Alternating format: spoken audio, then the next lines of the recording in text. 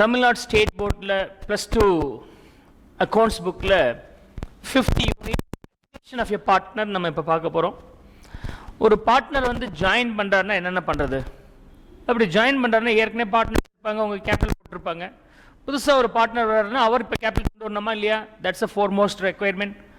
Capital introduce பண்ணுறதுக்கு என்ன entry வரும்? Bank account debit to the capital account.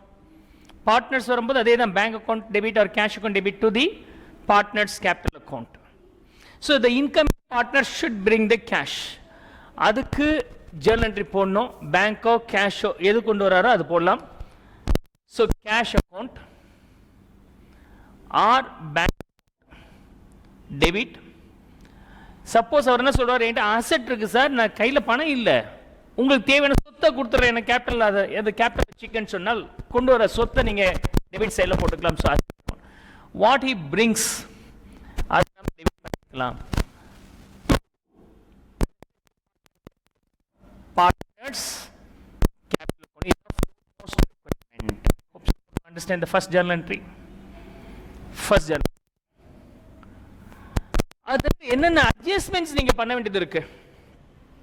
உள்ளார வரக்கூடிய பார்ட்னர் நான் எவ்வளோ சார் கேபிட்டல் கொண்டு வரதுன்னு சொன்னால், ஏயும் பியும் சேர்த்து என்ன சொல்கிறாங்க, நாங்கள் இதை ஆரம்பிக்கும் போது ஆளுக்கு 2 லட்சம் கொடுத்தோம் அப்படின்னு சொன்னால், அடுத்த நிமிஷம் அந்த புதுசாக வர பார்ட்னர் நானும் 2 லட்சம் கொண்டு வரட்டுமான்னு கேட்பார்.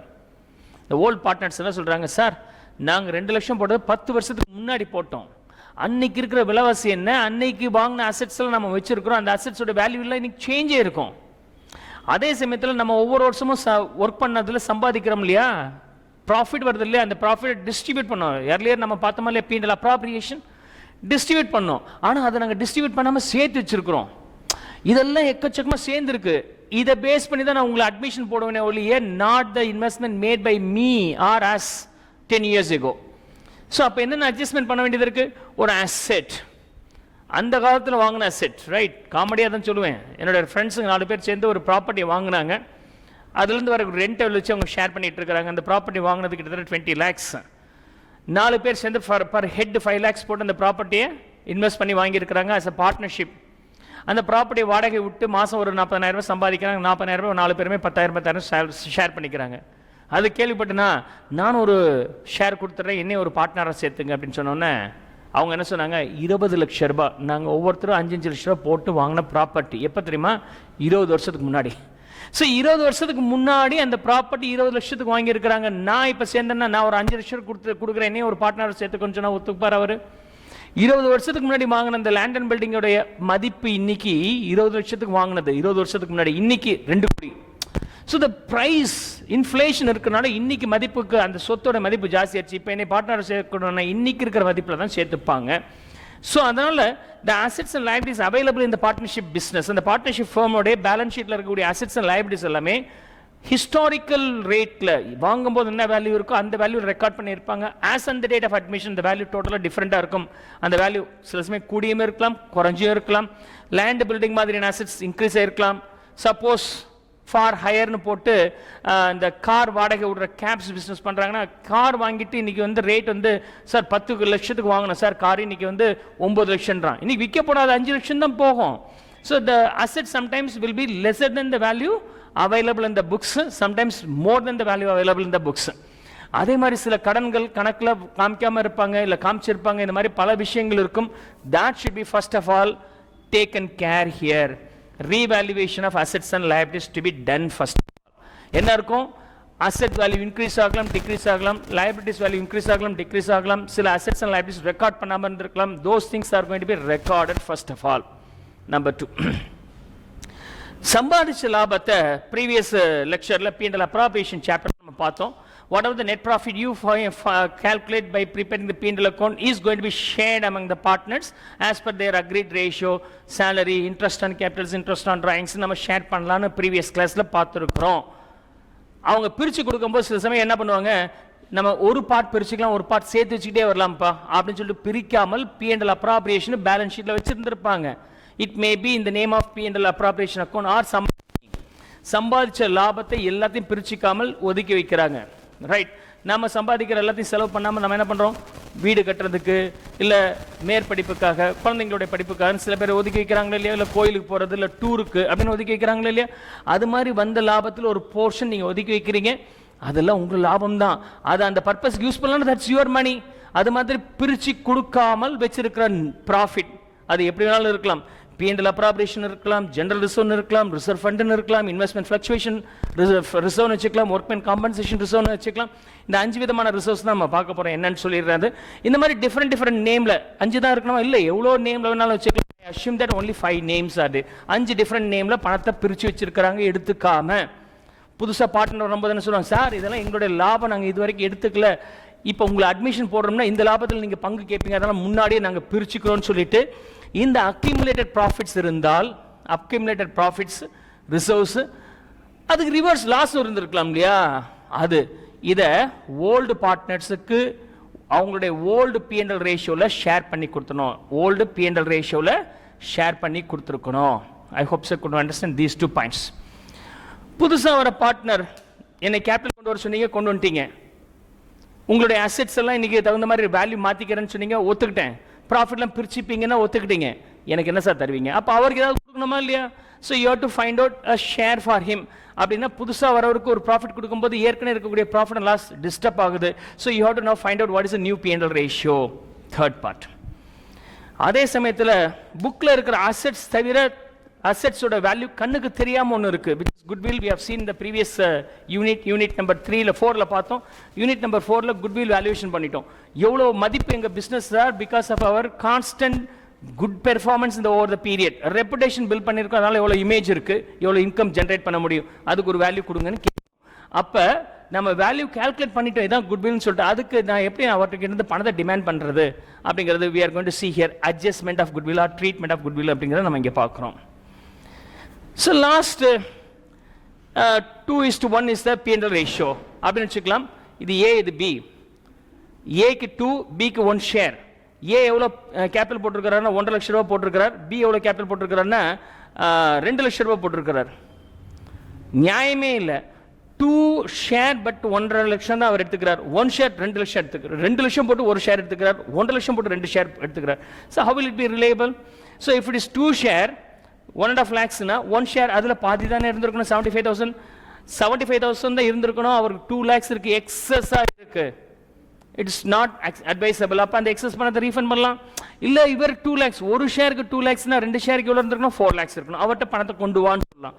ஸோ கேபிட்டல் அவங்களுடைய P&L ரேஷியோ சார் எத்தனை நாள் இல்லையே சார், அட்லீஸ்ட் புது பார்ட்னர் அட்மிஷன் போடும்போது நியூ P&L ரேஷியோ கண்டுபிடிச்சோம்ல, அந்த P&L ரேஷியோக்கு அந்த மாதிரியே கேபிட்டல் இருக்கிறதான நியாயம், அதனால கேபிட்டல் அட்ஜஸ்ட் பண்ணிக்கலாம்னு ஒத்துக்கிட்டாங்கன்னா, இஃப் சோ அக்ரி பண்ணணும்னு அவசியம் இல்லை, இஃப் சோ அதை அட்ஜஸ்ட் பண்ண வேண்டியது இருக்கு. So these are the 5 adjustments you have to take care while admitting a partner.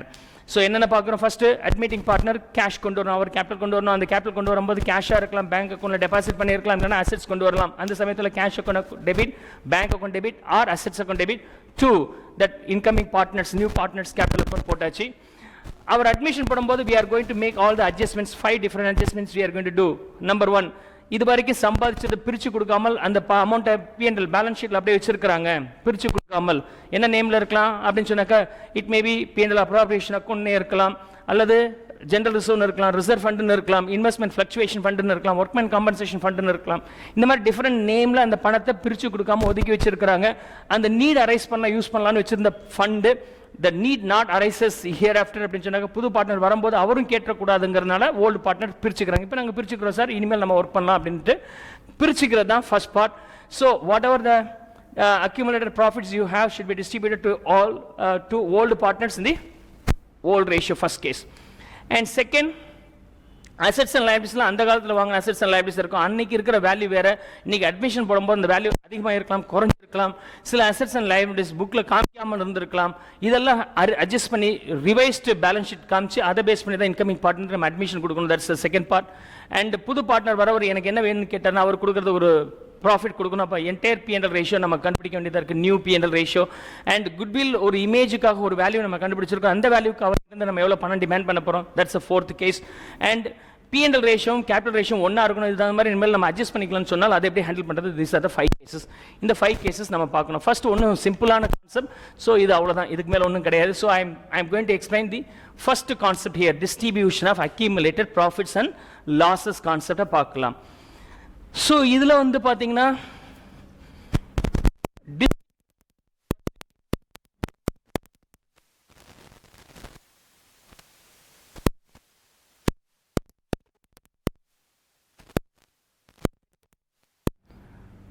profits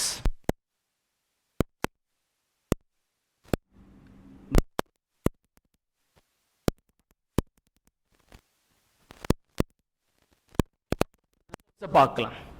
யார் கொடுக்கணும்? ஓல்டு பார்ட்னர் கொடுக்கணும், ரைட்? ஸோ யூஸ்வலாக ப்ராஃபிட் இருந்தால் ஓல்டு பார்ட்னருக்கு அவங்களுடைய ஈக்குவல் மீன்ஸ் அக்ரீட் ரேஷியோவோ இல்லை ஈக்குவல் ரேஷியோவில் நம்ம ஷேர் பண்ணணும்னு ஏற்கனவே P&L அப்ராப்ரியேஷன் அக்கௌண்ட்டில் பார்த்துருக்குறோம். அப்படி கண்டுபிடிச்ச ப்ராஃபிட் டிஸ்ட்ரிபியூட் பண்ணாமல் வச்சிருந்தால் அந்த ப்ராஃபிட் என்னவா இருக்கணும்? அந்த ப்ராஃபிட்டை எதுக்கு வச்சுக்கலாம் சார்? சார் நான் அப்புறமேட்டு பிரிச்சுக்கிறேன் சார்ட்டு P&L அப்ராப்ரியேஷன் அக்கௌண்ட் பேலன்ஸாகவே வச்சுக்கலாம். இல்ல சார் ஒரு பணத்தை ஒதுக்கி வச்சிடலாம், எந்த பர்பஸ்க்கு வேணாலும் யூஸ் பண்ணிக்கலாம்னு சொல்லி வச்சிருந்தாங்கன்னா அது பேர் ஜெனரல் ரிசர்வ். அது பேர் ஜெனரல் ரிசர்வ். அந்த ஜெனரல் ரிசர்வ்க்கு we may use the other name reserve fund, reserve fund account, right? எப்படிலாம் நேம் யூஸ் பண்றோம்னு பாருங்க. அதே சமயத்தில் ஒர்க்மேன் காம்பன்சேஷன் ஃபண்ட், அதாவது நம்ம பெரிய இண்டஸ்ட்ரி நடத்திட்டு இருக்கிறோம், ஃபேக்டரி நடத்திட்டு இருக்கிறோம், அதில் எப்போ வேணாலும் ஆக்சிடென்ட் நடக்கலாம், ஃபயர் ஆக்சிடென்ட் நடக்கலாம், எலக்ட்ரிக்கல் கேஜெட்ஸ் டேமேஜ் ஆகி அதில் வந்து லாஸ் ஆகலாம், ஒரு பிளான்ட் கீழே விழுந்ததுனால யாராவது எம்ப்ளாய்க்கு அடிபட்டிருக்கலாம், கை கால் போயிருக்கலாம். அப்போ அந்த நேரத்தில் அவங்களுக்கு ஏதாவது காம்பன்சேஷன் கொடுக்க வேண்டியது இருக்குது. It's a legal requirement or humanitarian requirement, legal requirement or humanitarian requirements. We have to do something to the employee. அன்னைக்கு எம்ப்ளாய்க்கு ஏதோ ஆச்சுன்னா சடனாக பணத்தை எப்படி ரெடி பண்ணுறது அப்படின்னு சொன்னாக்க சம்பாதிக்கும் போது ஒரு ப்ராஃபிட் எடுத்து வச்சிருக்கிறோம். If anything happens to our employees we have to pay out of this compensation. அப்படின்னா ஒர்க்மென் காம்பன்சேஷன் ஃபண்ட்.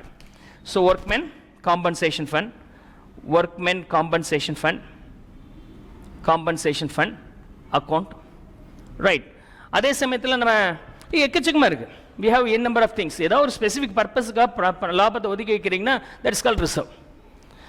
அதில் இந்த பர்பஸுக்கு தான் சொல்லி கிளியர் சொல்லிட்டீங்கன்னா அது பேர் specific reserve. So workman compensation fund அப்படிங்கிறது any loss happens because of the accident to the workers we are going to meet that loss out of this அப்படிங்கிறது தான் ஒர்க்மேன் காம்பன்சேஷன். வேற எந்த பர்பஸுக்கு யூஸ் பண்ண முடியாது. அப்போ இது specific fund, specific reserve. General reserve ஏதாவது எதிர்பாராமல் எந்த தேவை வேணாலும் ஏற்படலாம், அப்போ யூஸ் பண்ணுறதுக்காக இருக்கிறது general reserve and reserve fund and P&L account. So இந்த மூணுமே ஜெனரல், இது specific. So we have investment fluctuation fund also as per your book. So investment fluctuation fund. So இது ஒரு specific reserve. Investment fluctuating fund account. So these are the 5 reserves are given in your text. அதை base பண்ணி நம்ம பார்க்கலாம். Investment fluctuation fund அப்படிங்கிறது என்னன்னா, நம்ம கிட்ட சர்ப்ளஸ் ஃபண்ட் இருக்கும்போது எதிர்காலத்தில் நமக்கு ரிட்டர்ன்ஸ் வராமல் போயிடுச்சுன்னா என்ன பண்ணுறதுன்னு சேஃப்கார்ட் பண்ணுறதுக்காக நம்ம இன்வெஸ்ட் பண்ணி வச்சிருக்கிறோம். ஷேர்ஸ்லையோ ஸ்டாக்ஸ்லையோ டிபென்ச்சர்ஸ்லையோ இன்வெஸ்ட் பண்ணி வச்சிருக்கிறோம். You are aware about that. மார்க்கெட்டோடைய ஃப்ளக்சுவேஷனுக்கு தகுந்த மாதிரி நம்ம போட்ட இன்வெஸ்ட்மெண்ட்டுடைய மதிப்பு குறையலாம், கூடலாம்.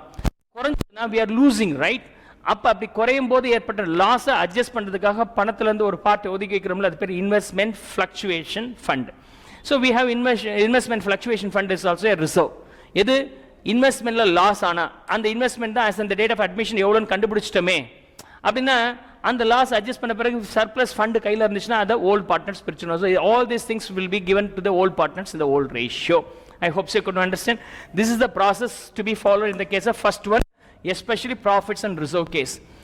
Profitsல என்ன பேலன்ஸ் அப்பா இருக்கும்? டெபிட் பேலன்ஸ் இருக்குமா, கிரெடிட் பேலன்ஸ் இருக்குமா? So you are aware about that all the profits are credit balances, losses வந்து டெபிட் பேலன்ஸ், கிரெடிட் பேலன்ஸ்ல இருக்கு. அந்த கிரெடிட் பேலன்ஸ்ல இருக்கிறத பிரிச்சு கொடுத்தோம்னா அதை ஜீரோ பண்ண போறோம்னு அர்த்தம், அதாவது யூஸ் பண்ண போறோம்னு அர்த்தம். கிரெடிட் பேலன்ஸ்ல இருக்கிறத நம்ம யூஸ் பண்றோம்னா அது ஜீரோ ஆகுதுன்னா எப்ப ஜீரோ ஆகும்? டெபிட் பண்ணா குறையும். ஸோ இதெல்லாம் டெபிட் பண்ணும். அப்போ இதெல்லாம் டெபிட் பண்ணா எதை கிரெடிட் பண்ணும்? யாருக்கு சேருதோ அவருக்கு நம்ம கிரெடிட் பண்ணி ஆகணும். So I am going to debit all this things. என்ன கொடுத்துருக்கோன்னா அதை டெபிட் பண்ணுங்க.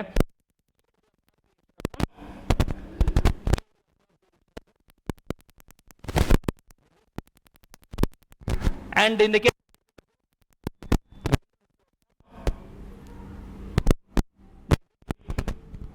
and எது இருக்கோ இல்ல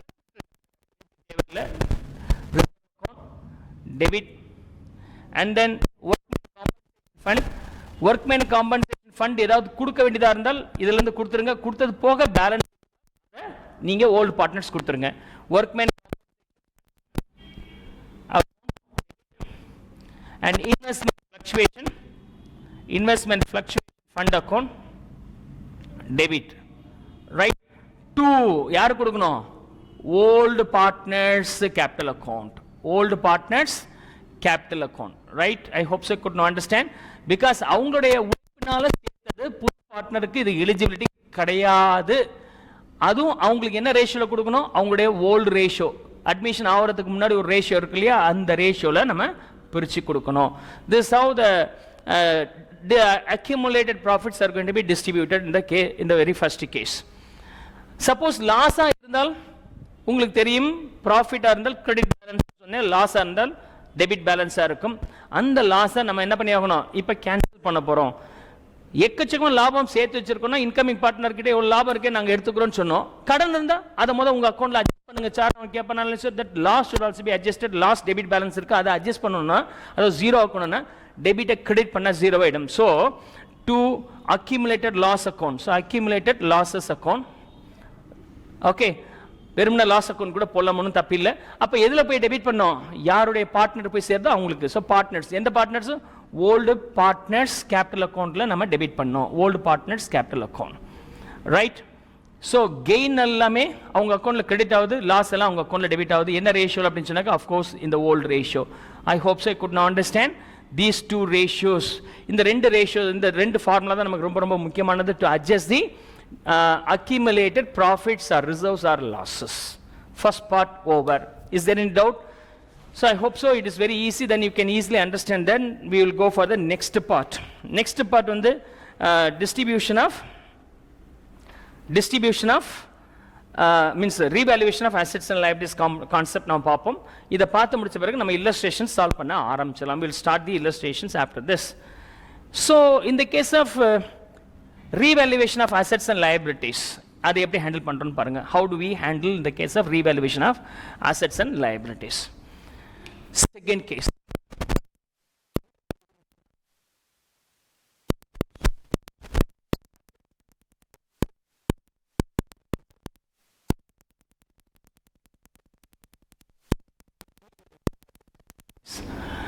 assets ஓட வேல்யூ என்ன நடக்கும் அப்படின்னு சொன்னாக்க நல்லா கவனிங்க. இன்க்ரீஸ் ஆகலாம், டிக்ரீஸ் ஆகலாம். நான் ஏற்கனவே சொன்னேன், ரியல் எஸ்டேட் ரிலேட்டட் அசெட்ஸாக இருந்தால் அந்த பார்ட்னர்ஸ், ஓல்டு பார்ட்னர்ஸ் எப்போ ஸ்டார்ட் பண்ணாங்களோ அப்போ இருந்த வேல்யூக்கும் இன்னைக்கு இருக்கிற வேல்யூக்கும் கம்பேர் பண்ணால் யூஸ்வலாக இன்க்ரீஸ் தான் ஆகும். Other then real estate related assets like technology base பண்ணி இருக்கிற அசெட்ஸ், லேப்டாப் இந்த மாதிரியான இன்ஸ்ட்ருமெண்ட்ஸாக இருந்துச்சுன்னா, எலக்ட்ரானிக் கேட்ஜெட்ஸாக இருந்தால் அன்னைக்கு வாங்கும்போது ஹை ரேட் கொடுத்து வாங்கியிருப்பாங்க, இன்னைக்கு அதோட வேல்யூ குறைஞ்சிருக்கும். So the asset may be either increasing or decreasing from the date of real acquisition to the date of admission. என்னைக்கு வாங்கணுமோ அந்த டேட்ல இருந்து அட்மிஷன் போடும்போது உள்ள டேட், அந்த டேட்டுக்குள்ள ரேட்டை கம்பேர் பண்ணும்போது வேல்யூ அதிகமாக இருக்கலாம், குறைஞ்சிருக்கலாம். அதே மாதிரி லயபிலிட்டிஸும் பார்த்தீங்கன்னா நமக்கு அதிகமாக இருந்திருக்கலாம், குறைஞ்சிருக்கலாம். நாம் என்ன நினச்சிருக்கிறோம்? குட்ஸை வாங்கிட்டே வந்திருக்கிறோம், நம்ம கணக்குப்படி பார்த்தீங்கன்னா 10 லட்ச ரூபாய் கொடுக்க வேண்டியதாக இருக்குது. ஃபோன் பண்ணி 10 லட்சம் தானே கொடுக்க வேண்டியது இருக்குன்னு சொன்னால், சார் 12 லட்ச ரூபாய் கணக்கு கரெக்டாக பாருங்க அப்படின்னா, எப்படியா 12 லட்சம் தரணும்? சார் நீங்கள் இடையில ஒரு லாட் கேட்டிங்களா, அந்த 2 லட்சம் குட்ஸ் அனுப்பி வச்சிருக்கிறேன், நீங்கள் அதை வந்து கணக்கில் எழுதலை. ஓ சாரி, அதை நான் சேர்த்துக்கிறேன். So there may be chance of missing of recording some of the liabilities or might have been recorded under. கம்மியாக எழுதியிருப்பாங்க, கேட்கும்போது ஜாஸ்தி கொடுக்க வேண்டியது இருக்குது நமக்கு. So in that case the liability shown in the books, actual liability supposed to be payable compare பண்ணீங்கன்னா ஜாஸ்தி ஆகலாம் இல்லை குறையலாம். ரெண்டு கான்செப்டும் நமக்கு நடக்க வாய்ப்புகள் இருக்கு. ஈவன் ஸோ இது வந்து அன்ரெக்கார்டடாகவும் இருக்க வாய்ப்புகள் இருக்கு. ஒரு அசெட் வாங்கிட்டோம், கொண்டு வந்தோம், எமர்ஜென்சிக்கு பார்த்தீங்கன்னா இப்போ நம்ம சென்ட்ரல் ஒரு நாள் என்ன பண்ணோம், ஃபேன் இல்லை, ஃபேனை கொண்டு வந்து போடி அப்படின்ட்டு கொண்டு வந்து போட்டாங்க, போயிட்டாங்க, நாங்கள் சுத்தமாக மறந்துட்டோம். பேலன்ஸ் ஷீட் போடும்போது ஆடிட்டர் வந்தார், வெரிஃபை பண்ணால் ஒரு ஃபேன் இருக்குது. என்ன சார் ஃபேன் இருக்குது, அது அக்கௌண்ட்டில் காணுமே. அப்படியே சார் மறந்துட்டோம் சார் அப்படின்னா, thereafter includes the asset in the books. So இது மாதிரி சில அசெட்ஸ் அண்ட் லைபிலிட்டிஸ் மேபி அன்ரெக்கார்டடாக இருக்கும், அதை எப்படி ஹேண்டில் பண்ணுறது. ஸோ இது மாதிரி இந்த விஷயத்தெல்லாம் நம்ம ஹேண்டில் பண்ணுறது ரொம்ப ரொம்ப அவசியமானது. Unrecorded assets and liabilities. So என்னென்ன இருக்கு, asset value may be increasing, asset value may be decreasing, liabilities value may be increasing or decreasing, as well as the asset may be left unrecorded, liabilities may be left unrecorded இருக்கும். இந்த 6 set எப்படி handle பண்றதுன்னு தெரிஞ்சுக்கிட்டா போதுமானது. இந்த 6 செட்டும் பண்ண பிறகு net impact என்ன இருக்குன்னு பாருங்க. அந்த இம்பாக்ட் யார் கொடுக்கணும்னா ஓல்டு பார்ட்னர்ஸ், ரைட்? சொத்து 10 லட்சம் ரூபாய்க்கு வாங்கியிருந்தாங்க, இன்னைக்கு அட்மிஷன் போடும்போது 20 லட்சம் ரூபாய்னா 10 லட்சம் அதிகமாச்சு, சொத்தோட மதிப்பு 10 லட்சம் இன்க்ரீஸ் பண்ணிட்டீங்க. அப்போ அந்த 10 லட்சம் சொத்தோட மதிப்பு அசெட்ஸில் இன்க்ரீஸ் பண்ணீங்கன்னா அது ஈக்குவலான 10 லட்சம் என்ன பண்ணி ஆகணும்? லைபிலிட்டி சைடில் போட்டாகணும். லைபிலிட்டி சைடில் எங்கே போய் போடணும்? பார்ட்னர்ஸோட கேபிட்டல் அக்கௌண்ட்டில் அவங்களுடைய ஓல்டு ரேஷியோவில் பிரித்து ஆகணும். ஸோ இந்த இம்பாக்ட் வந்து ஓல்டு பார்ட்னர்ஸுக்கு ஓல்டு ரேஷியோவில் பிரித்து கொடுத்தாகணும். I hope so good understand. Old பார்ட்னர்ஸுக்கு ஓல்டு ரேஷியோவில் பிரிச்சாகணும். கிளியர்? ஸோ பேலன்ஸ் ஷீட்டில் லேண்ட் வந்து ஒரு 10 லட்சம் ரூபாய் இருந்துச்சு. கேபிட்டல் வந்து ஏபி, ஏக்கு வந்து 6 லட்சம், பிக்கு வந்து 4 லட்சம் இருக்குது. ஈக்குவல் பார்ட்னர்ஸ் இந்த மாதிரி இருந்துச்சு. அட்மிஷன் போடும்போது இதை கவுண்ட் பண்ணால், சார் இன்னைக்கு அதோட மதிப்பு 20 லட்சம் சார் அப்படின்ட்டான். ஓகே, அசெட் சைடில் 10 லட்சம் இன்க்ரீஸ் பண்ணிட்டீங்க, 10லேருந்து 20 மாறி போச்சு. இந்த சைட் டேலி ஆகல. அப்போ இந்த சைட் டேலி ஆகலன்னா லைட் சைட்லேயே அதே ஈக்குவல் 10 லட்சம் போடணும்ல. எங்கே போய் போடணும்? அந்த 10 லட்சம் ரூபாய் இவருக்கு தானே சேரும். இந்த லாபம் வந்து இவங்க 2 பேர் தானே சேரும். அதுவும் எப்படிப்பட்ட பார்ட்னர்ஸ்? ஈக்குவல் பார்ட்னர்ஸ் அப்படின்னா இவருக்கு ஒரு 5 லட்சம், இவருக்கு ஒரு 5 லட்சம் ரூபாய் நம்ம சேர்த்தாகணும். சேர்த்தோம்னா 11 லட்சம் இங்கே, 9 லட்சம் இங்கே. ஸோ இப்போ டேலி ஆயிடுச்சு. So what are the impact because of changing the assets and liabilities value? Because of these reasons we have seen will be added or deducted from the old partners in the old ratio before admitting the new partners. This is the process you have to follow here. So இதில் என்ன இருக்கும்? Asset increase ஆகலாம், asset degrees ஆகிருக்கலாம், liability increase ஆகலாம், liability degrees ஆகிருக்கலாம். அதே சமயத்தில் asset அன்ரெக்கார்டராக இருக்கலாம், asset ரெக்கார்டராக இருக்கலாம். இந்த 6 செட்டுக்கும் ஜேர்னல் என்ட்ரி எப்படி ஹேண்டில் பண்ணுறதுன்னு தெரிஞ்சுக்கணும். அதுக்கு பிறகு இதோட நெட் இம்பாக்ட், ஒரு அசெட் இன்க்ரீஸ் ஆயிருக்கு 10 லட்சம் கெயின், ஒரு லைபிலிட்டிஸ் இன்க்ரீஸ் ஆயிடுச்சு அதில் 4 லட்சம் நஷ்டம். 10 லட்சம் லாபம், 4 லட்சம் நஷ்டம்னா நெட் 6 லட்சம் தானே. அந்த 6 லட்சம் தான் இம்பாக்ட்னு சொன்னால் அந்த 6 லட்சம் யாருக்கு போகணும்? will be given only to the old partners. That too in the old ratio should be distributed. I hope so you could understand this process. இந்த மாதிரி தான் நம்ம டிஸ்ட்ரிபியூட் பண்ண வேண்டியது இருக்கு. Clear? So let me pass the journal entry for each and every aspect slowly here. ஒவ்வொரு பார்ட்டையும் நான் இப்போ ஸ்லோவாக நான் எக்ஸ்பிளைன் பண்ணிட்டு வரேன். So that you will understand the entry easily without any efforts to mug up பண்ண வேண்டிய அவசியமே இல்லை. ஈஸியாக நீங்கள் ஐடென்டிஃபை பண்ணிக்க முடியும். ரைட். ஸோ அசெட் வந்து என்ன பேலன்ஸு? எப்போதுமே கவனிங்க, பேலன்ஸ் ஷீட்டில் அசெட் சைடுங்கிறது debit balance. You are aware about that. You might have studied trial பேலன்ஸ்லேருந்து ஃபைனல் அக்கௌண்ட்ஸ் ப்ரிப்பேர் பண்ணுறதை படிச்சிருப்பீங்க. ட்ரையல் பேலன்ஸில் டெபிட் சைடில் இருக்கிற வேல்யூ எல்லாம் ட்ரேடிங்லேயோ P&L அக்கௌண்ட்லேயே டெபிட் சைடில் போகும், இல்லைனா பேலன்ஸ் ஷீட்டில் அசெட் சைடில் போகும். எக்ஸ்பென்சஸ் அந்த P&L அக்கௌண்ட்டில் டெபிட் சைடில் போகும், பர்ச்சேசஸ் இந்த எக்ஸ்பென்சஸ் அந்த P&L அக்கௌண்ட்டில் டெபிட் சைட், பர்ச்சேஸ் இந்த ட்ரேடிங் அக்கௌண்ட்டில் டெபிட் சைடில் போயிருக்கும். அதே சமயத்தில் பில்டிங் பர்ச்சேஸ் பண்ணியிருந்தால் பேலன்ஸ் ஷீட்டில் டெபிட் சைட் சொல்லக்கூடாது, எங்க சைடில் போயிடும்? Asset side. இனியோ ரொம்ப சிம்பிளா, asset side is nothing but equal to டெபிட்னு வச்சுங்க. ஸோ அசெட் வந்து டெபிட் அண்ட் லைபிலிட்டிஸ் கிரெடிட், ரொம்ப சிம்பிள். ஸோ அசெட் இன்க்ரீஸ்னு வச்சுக்கலாம். அசெட் இன்க்ரீஸ் ஆச்சுன்னா டெபிட் பேலன்ஸ், அந்த டெபிட் பேலன்ஸ் இன்க்ரீஸ் பண்றதுக்கு எப்போ பாசிபிள்? திரும்பவும் டெபிட் பண்ணி ஆகணும். So when the asset increases, existing asset is debit balance, that debit balance should be increased. திரும்பவும் நீங்க டெபிட் பண்ணா போதுமானது. So அந்த concerned asset னு வச்சுக்கலாம். Okay, concerned asset. ஓகே, உங்க புக்ல என்ன இருக்கோ அதே நான் போட்டுக்கிறேங்க. concerned asset, right? concerned asset நே போட்டுருக்காங்க. I'll just go with that same term here. concerned asset அக்கவுண்ட்லயே போடுங்க. concerned asset, okay? concerned asset 2, அதுக்கு என்ன பேர்னா, we have to open a new account called revaluation account. Revaluation account is nothing but P&L account, like அதாவது nominal account. Nominal account என்ன அர்த்தம்? So you have the accounting rule for the nominal account: debit all expenses and losses, credit all incomes and gains. Revaluation account is also such a nominal account, P&L account தான். Special purpose P&L account to record the profit or loss in this situation. இந்த சிச்சுவேஷனில் ஏற்பட்ட profit and loss record பண்ணுறதுக்காக prepare பண்ணக்கூடிய ஒரு P&L account தான் revaluation account. So revaluation account is also a nominal account. Profit வந்தால் debit all expenses and losses, credit all incomes and gains. இது profit இருந்துச்சுன்னா gain தானே, அப்போ கிரெடிட் பண்ண. எதில் P&L account? No, P&L account இங்கே என்ன பேர்? revaluation account. So we are going to credit in the revaluation account. So concerned asset account debit to revaluation account. இதே asset value decrease ஆச்சுன்னா happy or unhappy? நீங்க 10 லட்சத்துக்கு வாங்குனீங்க, இன்னைக்கு 2 லட்சம்னா you are very unhappy. அப்ப லாஸ் தானே. asset debit, அது value குறைக்கணும்னா நீங்க என்ன பண்ணி ஆகணும்? கிரெடிட் பண்ணி ஆகணும். அப்ப அது ஏற்பட்ட லாஸ் P&L அக்கவுண்ட்ல டெபிட் பண்ணோம். பட் இங்க P&L அக்கவுண்ட் கிடையாது, revaluation அக்கவுண்ட்ல நம்ம டெபிட் பண்ணோம். So asset decrease. Asset revaluation account debit, revaluation account debit to concerned asset, concerned asset, concerned asset, right? I hope so could understand this term, concerned asset. Then asset decrease ஆச்சு. Increase of the asset பார்த்தோம், decrease of the asset பார்த்தோம், unrecorded asset. ஒரு asset நீங்க எழுதவே இல்லை, திடீர்னு பார்த்தா ஒரு asset இருக்கு. ஐயோ ஒரு asset வாங்கலாம்னு நினைச்சேன், போய் ரூம்ல பார்த்தா அன்னைக்கு என்னைக்கோ ஒரு நாள் வாங்கி போட்ட asset இருக்கு, யூஸ் பண்ணிக்கலாம்னா happy or unhappy? Suddenly you are finding an asset in your room or in your building. Happy, right? Increase in the asset. In asset எப்பொழுதுமே டெபிட் பேலன்ஸ், அது இன்க்ரீஸ் ஆச்சுன்னா என்ன பண்ணி ஆகணும், திரும்ப டெபிட் பண்ணி ஆகணும். ஸோ அன்ரெக்கார்டட் அசெட்ஸ் ஆக இருந்தால் அது இன்க்ரீஸ் இன் அசெட் மாதிரி தான், you pass the same entry. Otherwise I mean right here unrecorded asset, right? Okay, so இல்லைன்னு தனியாகவே போட்டுக்கிறேன். Unrecorded asset, unrecorded asset. I hope so could not understand this. Okay, unrecorded asset.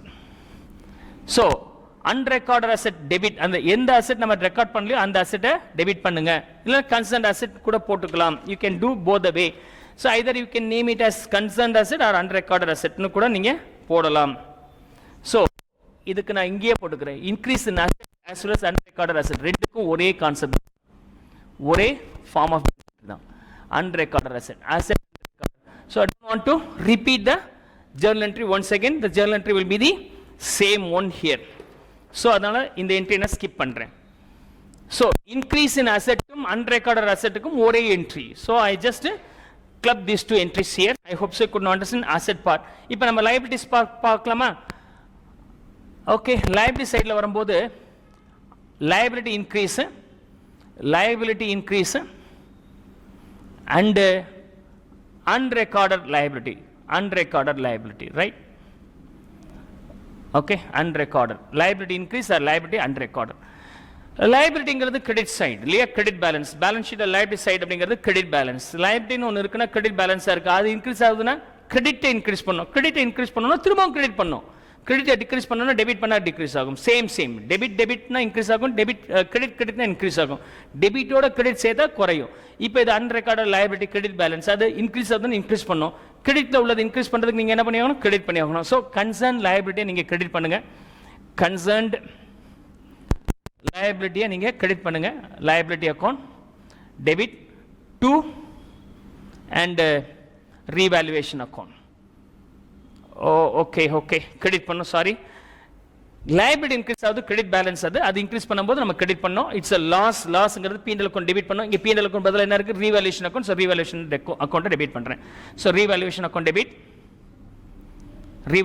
Debit to concerned liability, I hope so could not understand this easily, right? Next, decrease in the liability decrease ஆகும்போது நாம எப்படி handle பண்ண போறோம், decrease in liability. So இதோட reverse தானே, liability credit balance அதை குறைக்கணும்னா debit பண்ணாதான் குறையும். அப்ப அந்த கன்சர்ன் liability நீங்க டெபிட் பண்ணிடலாம். So concerned liability account debit to revaluation account. Okay, then so we have done the calculations here. So என்னென்ன இருக்கு, increase in asset, decrease in asset and unrecorded assets found out now. Increase in liability, decrease in liability, unrecorded liability found out. இதுல asset increase ஆனது 100, இன்னொரு asset increase ஆனது 50. அப்ப 100 plus 50 150, ஒரு asset குறைஞ்சது 20. அப்ப 100 plus 50 minus 20 130 சொல்லலாமா இல்லையா? குரூப் பண்ணிடுங்க, everything is grouped. எதுல, revaluation account. So if you are preparing the revaluation account, you will be finding the ultimate answer because of the impact of all these items. இதோட எல்லாத்தையும் சேர்த்து மொத்த impact என்னன்னு பார்க்கணும். அந்த மொத்த இம்பாக்ட் என்ன வருதோ அந்த இம்பாக்டை யார் கொடுத்துறீங்க, ஓல்டு பார்ட்னர்ஸ்க்கு ஓல்டு ரேஷியோல பிரிச்சு கொடுத்துற போறோம். ஸோ இதோட மொத்த இம்பாக்ட் என்ன அர்த்தம், asset increase, asset decrease, liability increase, liability decrease எல்லாம் சேர்த்து மொத்த இம்பாக்ட் உங்களுக்கு ப்ராஃபிட்டாகவும் வரலாம், லாஸாகவும் வரலாம். சப்போஸ் ப்ராஃபிட்டாக வந்திருந்தால் happy, that profit will be distributed to the old partners in the old ratio. அந்த ப்ராஃபிட் எந்த அக்கௌண்ட்ல இருக்கும், ரீவேல்யூவேஷன் அக்கௌண்ட்ல இருக்கும், ரைட்? ரீவேல்யூஷன் அக்கௌண்ட்ல இருந்து ஓல்ட் பார்ட்னர்ஸ் கொடுக்கணும். லாபத்தை பார்ட்னர்ஸ் கொடுக்கும்போது பார்ட்னர்ஸ் ஹாப்பி, அப்ப அவங்களுக்கு கிரெடிட் பண்ண. ஏன்னா பார்ட்னர்ஸ் கேபிட்டல் வந்து கிரெடிட் சைடில், லைபிலிட்டி சைடில் இருக்குன்னா கிரெடிட் பேலன்ஸ்ல இருக்கு. அவங்களுக்கு நம்ம கொடுக்குறோம்னா இன்னும் கிரெடிட் அதிகமாகுது, அப்ப அவங்களுக்கு நம்ம கிரெடிட் பண்ணோம். ஸோ இந்த case of profit on revaluation, profit on revaluation. So profit on revaluation case வரும்போது I am going to credit them. அவங்களுக்கு ஏற்கனவே கிரெடிட் இருக்கு, அவங்களுக்கு இன்னும் கொஞ்சம் ஆட் ஆகுதுன்னா அவங்களுக்கு நம்ம இன்னொரு கிரெடிட் கொடுக்க போறோம். So to partners, old partners capital account, right? எங்க இருந்து வருது? ரீவேல்யூவேஷன் அக்கவுண்ட்ல இருந்து வருது. சோ ரீவேல்யூவேஷன் அக்கவுண்ட்ல பணம் மிச்சம் இருக்கு. ப்ராஃபிட்ல மிச்சம் இருந்தால் கிரெடிட், லாஸ் ஆச்சுனா டெபிட். அந்த ப்ராஃபிட் அண்ட் லாஸ் அக்கவுண்ட் தானே ரீவேல்யூவேஷன் அக்கவுண்ட்ல ப்ராஃபிட் இருந்தால் ரீவேல்யூவேஷன் அக்கவுண்ட் கிரெடிட்ல இருக்கும், ரீவேல்யூவேஷனால லாஸ் வந்துச்சுன்னா ரீவேல்யூவேஷன் அக்கவுண்ட் டெபிட்ல இருக்கும். இப்போ ப்ராஃபிட் மிச்சம் இருந்தால் ரீவேல்யூவேஷன் கிரெடிட்ல இருக்கும், அதை நம்ம யூஸ் பண்ண போறோம், எடுத்துக்க போறோம்னா அதை டெபிட் பண்ண ஜீரோ ஆக போகுது. அது ஜீரோ ஆயிட்டு யார் கொடுத்துறோம்? ஓல்ட் பார்ட்னர்ஸ் கொடுத்துறோம். So valuation account, revaluation account debit to old partners capital account. In the case of loss on revaluation, loss on revaluation வரும்போது entry will be old partners அப்படி reverse, right? old partners capital account debit to revaluation account. In the case of loss, revaluation account. I hope so could not understand these two journal entries, right? இப்ப ஒரு revaluation account prepare பண்ணியிருந்தால் எப்படி இருக்கும்? That too you have to now understand how the revaluation account will appear here. So நான் இங்கே போட்டு காமிக்கிறேன் ஒரு revaluation account எப்படி இருக்க முடியும், right? So revaluation account அப்படிங்கிறது profit and loss account மாதிரி நான் சொன்னேன், அதே மாதிரி ஞாபகம் வச்சுங்க. revaluation account நீங்க அந்த என்ட்ரி இந்த revaluation account இந்த journal entryல இருந்து போஸ்ட் பண்ணலாம். அப்படின்னா என்ன அர்த்தம்? இங்கே வரும்போது கன்சர்ன்ட் அசெட் டு ரீவேல்யூவேஷன் சொன்னால் ரீவேல்யூவேஷன் அக்கௌண்ட்ல பை கன்சர்ன் அசெட் போடணும் இன்க்ரீஸ் ஆகும்போது. இது வரும்போது டூ கன்சர்ன் அசெட், இதில் வரும்போது டூ கன்சர்ன் லைபிலிட்டிஸ் இந்த மாதிரி போடலாம். ஆனால் சிம்பிள் எப்படி சிம்பிளாக வச்சுக்கலாம்னா இது பீண்டல் அக்கௌண்ட் தானே சொன்னேன். பீண்டல் அக்கௌண்ட்ல என்ன மீன் பண்ணுறோம்? Debit all losses and means expenses and losses. அதாவது லாஸாக இருந்தால் டெபிட் பண்ணுங்க, சரி லாஸாக இருந்தால் டெபிட் பண்ணுங்க. ப்ராஃபிட் ஆர் கெயினாக இருந்தால், இன்கம் அண்ட் கெயினாக இருந்தால் நீங்க என்ன பண்ணி ஆகணும்? டெபிட் மீன்ஸ் கிரெடிட் பண்ணுங்க. ஸோ P&L அக்கௌண்ட்ல கிரெடிட் சைடில் எழுதுனது எல்லாமே income and gains or profit, debit சைடில் எழுதுனது எல்லாமே லாஸ் ஆர் எக்ஸ்பென்சஸ். அவ்வளோதான் லாஜிக். இப்போ எதெல்லாம் நமக்கு இன்கமாக வரப்போகுது அப்படின்னு சொன்னாக்கா அசெட் வேல்யூ இன்க்ரீஸ் ஆச்சுன்னா income. So by increase in concern asset, இல்லைன்னா இன்க்ரீஸ் இன் அசெட் சிம்பிளாக போட்டுங்க. எந்த அசெட் வேல்யூ இன்க்ரீஸ் ஆச்சோ அந்த வேல்யூ இங்கே போடணும். எப்போ இன்னும் ஹாப்பி? அன்ரெக்கார்டட் அசெட்ஸ் இருக்கு. இப்போ கண்டுபிடிச்சிங்கன்னா அப்பா ஒரு சொத்து கிடைச்சதுன்னு சொல்லி நீங்கள் ஹாப்பி பண்ணுவீங்க, ஹாப்பியாக ஃபீல் பண்ணுவீங்க. That is also one more reason. Unrecorded asset liabilities 10 லட்சம் கொடுக்கணும் போல இருக்குன்னு ஃபோனை பண்ணி கிரெடிட்டர்ஸ் எவ்வளோப்பா பணம் தானே? 10 லட்சம் தானே அப்படின்னா, சார் அன்னைக்கு ஒரு அமௌண்ட் நீங்கள் கொடுத்துட்டீங்க சார், 7 லட்சம் கொடுத்தானா போதும்னு சொன்னால் ஹாப்பின்னா you are feeling comfortable that 3 lakhs is decreasing, so decrease in liabilities, okay, concern liabilities. So these are the three will be reason for increasing your profit. appre reverse la varumbodhu loss, epalla loss varum? decrease in asset value and unrecorded